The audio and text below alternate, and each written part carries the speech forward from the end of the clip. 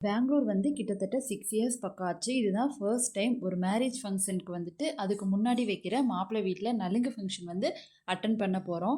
மார்னிங்கே வந்துட்டு அவங்க வந்து மார்னிங் ஒரு ஃபங்க்ஷன், ஈவினிங் ஒரு ஃபங்க்ஷன் வந்து பண்ணுவாங்க. மார்னிங் வந்துட்டு வளையல் போடுற ஃபங்க்ஷனு. என்ன அப்படின்னு பார்த்தீங்கன்னா, அவங்க வீட்டுக்கு யார் யார் போகிறாங்களோ அவங்க அழைச்சிருப்பாங்க இல்லையா, அவங்களுக்கு எல்லாத்துக்குமே வந்து வளையல் போட்டு விடுவாங்க. வளையல் போட்டு விட்டுட்டு காலையில் வந்துட்டு சாமியும் கும்பிட்டுட்டு பிரேக்ஃபாஸ்ட் வந்துட்டு கொடுத்தாங்க. அதையுமே சாப்பிட்டு வந்துட்டோம்.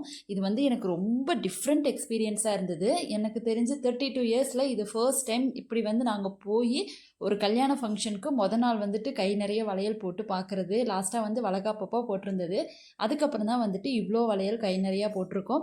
3 டேஸ் இல்லைன்னா 1 டே வந்து கழட்டக்கூடாதுன்னு சொல்லுவாங்க. அவங்களாம் என்ன பண்ணுவாங்கன்னு பார்த்தீங்கன்னா, கல்யாணம் முடிய வரைக்குமே இந்த பேங்கிள்ஸை வந்து கழட்ட மாட்டாங்களாமா. நாங்கள் வந்து 1 டே ஃபுல்லாக வந்து அந்த பேங்கிள்ஸை வந்து போட்டிருந்தோம். ரொம்ப நல்லா இருந்தது பார்க்குறதுக்கு. லாஸ்ட்டாக வந்து வெத்தலை பாக்கு பழம்லாம் கொடுத்தாங்க. வாங்கிட்டு வந்தாச்சு. பாய்.